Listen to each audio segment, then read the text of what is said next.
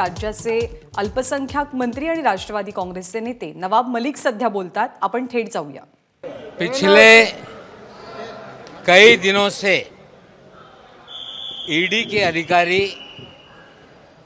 पत्रकारों को जानकारी दे रहे हैं कि नवाब मलिक के घर छापेमारी होगी। आज किरीट सोमैया बोल रहे हैं कि पूना के मामले को लेके जो वक्फ बोर्ड का मामला है, ईडी नवाब मलिक के घर आएगी। वो आने के बजाय वो बताएं कब मुझे आना है, मैं स्वयं ईडी के कार्यालय में जाने के लिए तैयार हूं।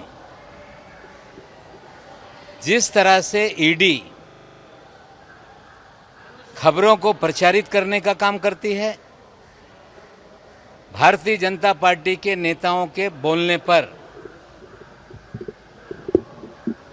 पूना में जो एंडोमन ताबूत का मामला था, जिस पे हमने एफआईआर दर्ज कराया था,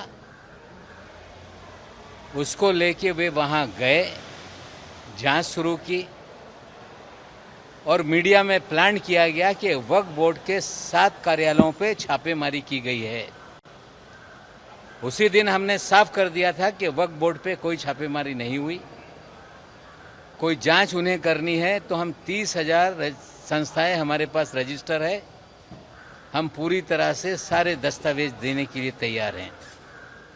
लेकिन मेरी जानकारी है कि कल एक वक्फ बोर्ड के अधिकारी को बुलाया गया 2 दिन तक, और ईडी के अफसर बोल रहे हैं अधिकारी को कि आपने एफआईआर ही गलत तरीके से दायर करने का काम किया है, या जिन लोगों ने 7 करोड़ रुपए लूटे थे उनकी सिफारिश करने का काम ईडी के अधिकारी कर रहे हैं।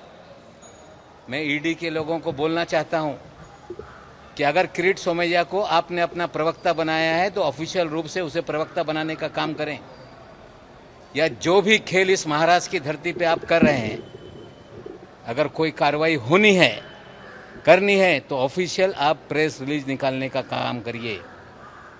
सिर्फ विस्परिंग कैंपेन करके, मीडिया में खबरें प्लान करके महाराष्ट्र के नेताओं को, महाराष्ट्र के सरकार को बदनाम करने का खेल बंद करने का काम करें।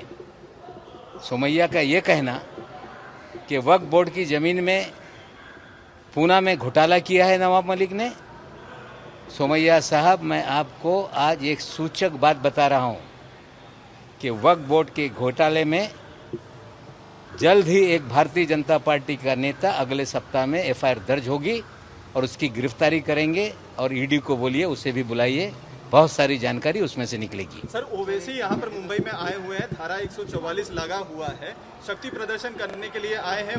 धारा 144 लगने के बाद भी सभा करने के लिए उतारू हैं।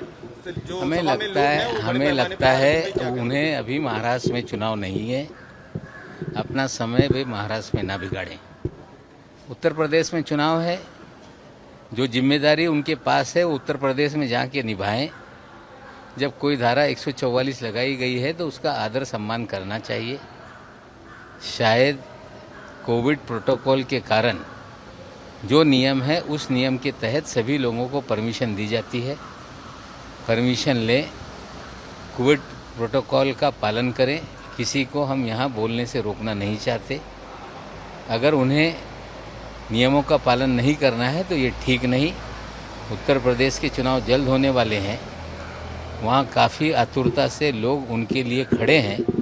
वहाँ जाएं, यहाँ समय बिगाड़ने से कोई फायदा होने वाला नहीं। एबीपी माझा, उघडा डोळे बघा नीट।